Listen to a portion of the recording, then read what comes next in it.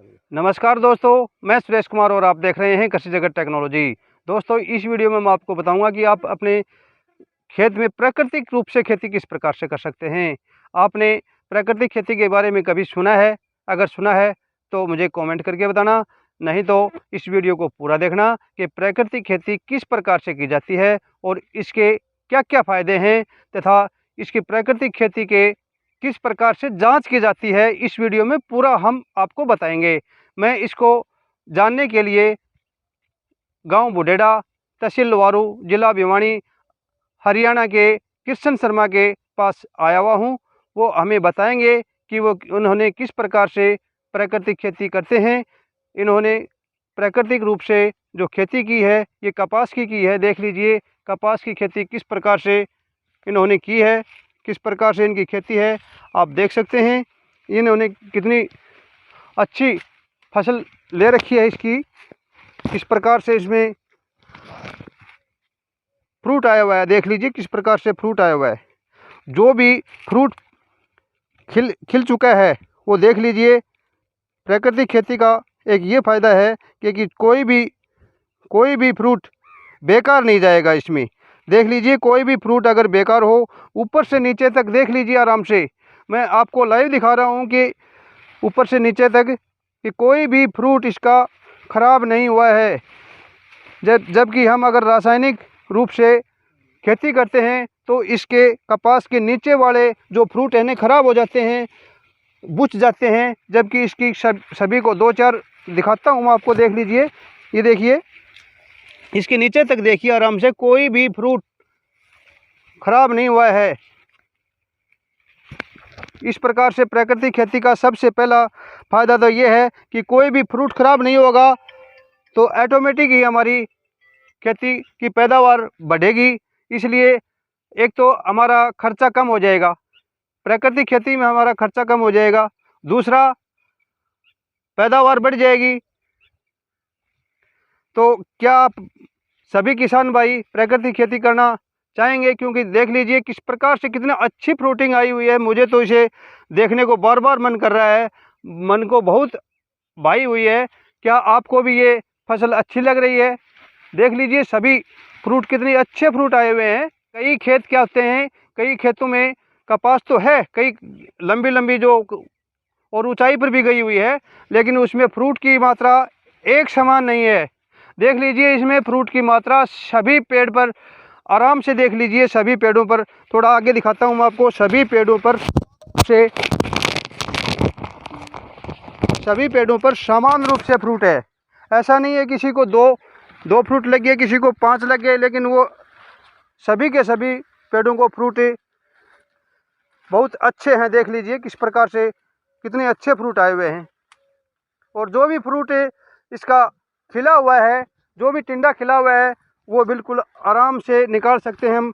एक बार हाथ दे करके, एक बार उंगली से निकालेंगे, लाइनों से करते हैं तो वो फ्रूट से आप अगर निकालते हैं कपास को तब बीच में रह जाती है। इसमें देख लीजिए कोई भी कपास के टिंडे में नहीं बचता, बिल्कुल भी कोई मात्र भी नहीं बचती, देखने मात्र भी नहीं बचती कि इसमें कपास रह जाए।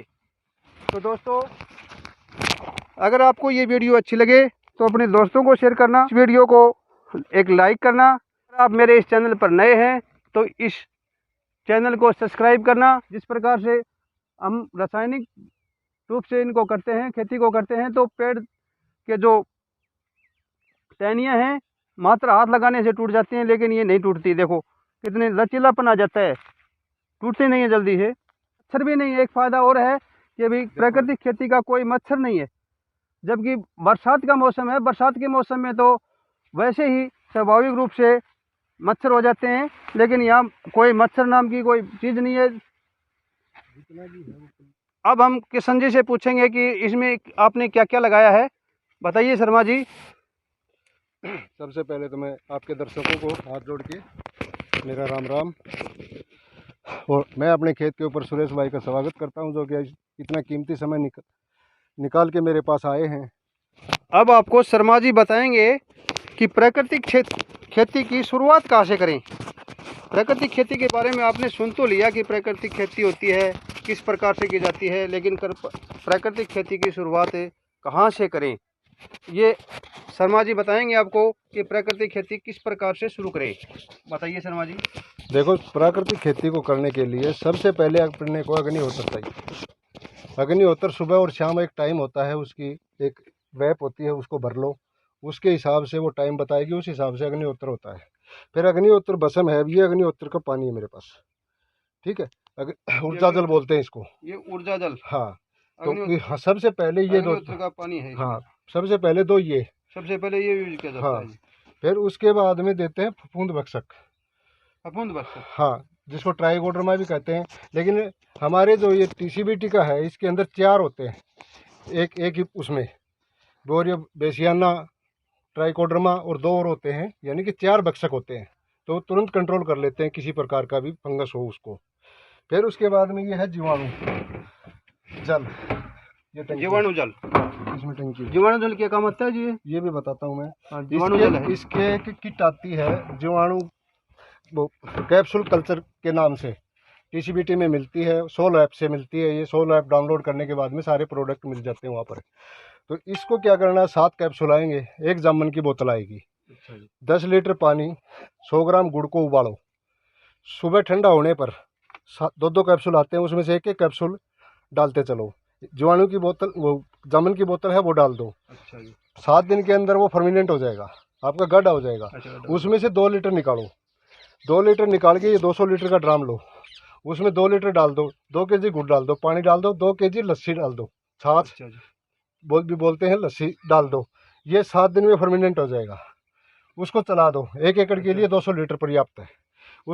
इसको चलाना है 2000 लीटर 1 एकड़ के अंदर। हाँ, 2000 लीटर। हाँ, तब ये जाके हाँ।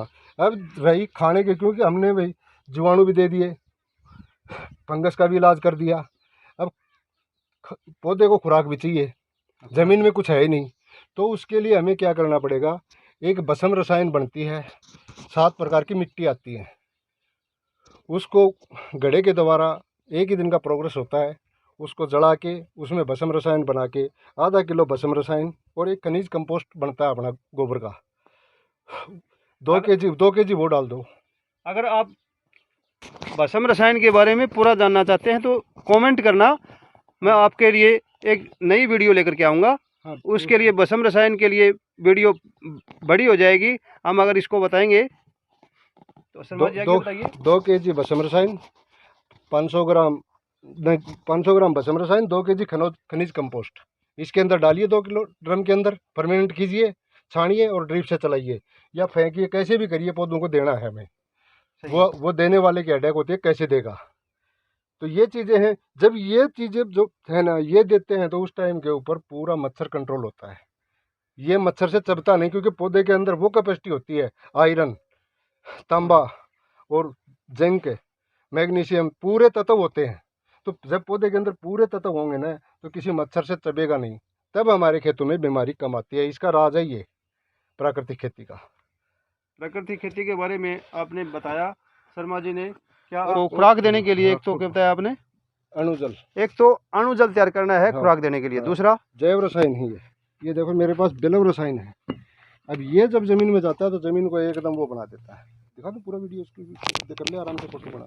देखो ये जैव रसायन है, जो हमारे पौधों को जितने भी पौष्टिक तत्व चाहिए वो उनकी पूर्ति करता है।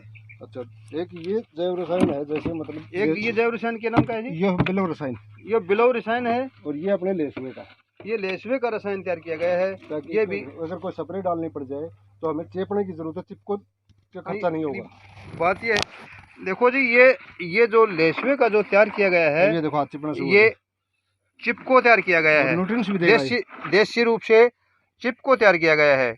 जैसे ये आप अलग अलग कंपनियों के चिप को लेते होंगे,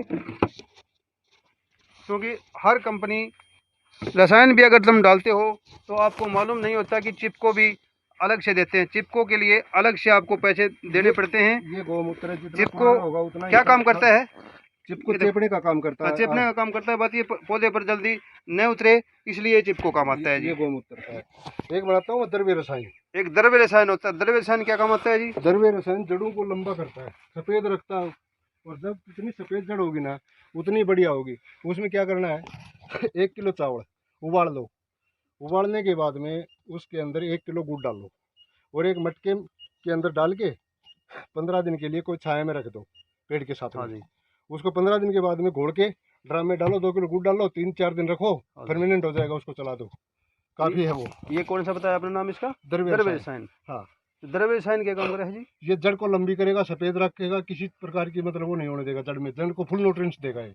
इसी प्रकार का भी मच्छर या इल्ली उल्ली अगर आ भी जाए किसी खेत में तो मेरे पास रखी है, मैंने मारी तो नहीं, जरूरत ही नहीं पड़ी मेरे को, लेकिन मैंने बना रखा है। लस्सी द्रव्य रसायन बनता है, छाछ द्रव्य रसायन भी बोलते हैं उसको। वो होती है 10 केजी छाछ और 1 केजी गुड़, एक डब्बे में डाल के एयर टाइट करके रख दो, 21 दिन तक खोलना नहीं, हवा नहीं लगनी चाहिए। 21 दिन के बाद में आधा लीटर एक पंप में डालो और स्प्रे डाल दो, किसी प्रकार की कोई भी इल्ली ऊपर मच्छर माऊ कुछ भी नहीं रहेगा। अब मेरी मिट्टी दिखाता हूँ, सुरेश जी दिखा दीजिए। मैं आपको दिखाता हूँ, ये देखिए, ये उठाइए, ये ऐसे सूखी भी साइड ले लो चाहे गिल्ली ले लो, किसी साइड से ले लो, ये ऐसे भुरभुरी रहेगी। खरपतवार का मैंने कोई भी इसमें ट्रैक्टर नहीं निकाला है बोने के बाद में, एक बांध करवा के ना ड्रिप बिछा के उसके बाद में बीज चोबा था, उसके बाद में कोई खरपतवार का काम नहीं किया। अब खरपतवार कितनी है वो देख लो, मल्चिंग हो गई, उसका भी हमें बेनिफिट मिला है। अब शर्मा जी बताएंगे कि भी से करता हूँ प्राकृतिक खेती की जांच किस प्रकार से की जाती है। अब हम आपको प्राकृतिक खेती के बारे में जांच के बारे में बताएंगे, किस प्रकार से जांच की जाती है। अब मेरा ये पेड़ है, अगर इसके अंदर माला अपनी घड़ी की क्लॉकवाइज घूमेगी तो ये सही है, अगर दूसरी साइड घूमेगी तो ये रॉन्ग है। और कुछ होंगे मैं हो जाऊँ। अब ये देखिए पेड़ की जांच कर रहा हूँ मैं, पत्ते की लगा लो, कोई भी पत्ते में कोई किसी प्रकार का वो नहीं है। अब ये देखिए ये क्लॉकवाइज घूम रहा है। आप तो ये कहेंगे कि भी शर्मा जी ने हिलाया है। अच्छा, अब और मेरे पंच महाभूत दिखाता हूँ मैं आपको, यही दिखा देता हूँ 1 मिनट जमीन के ऊपर।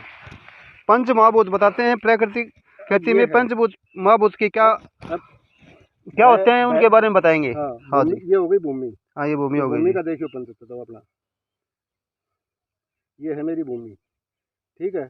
ये हो गया गगन, गगन तत्व मेरी जमीन में कितने हैं मेरे खेत के अंदर। अब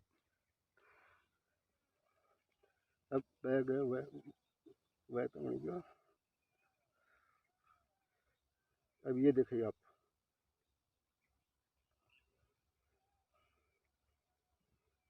अब पानी,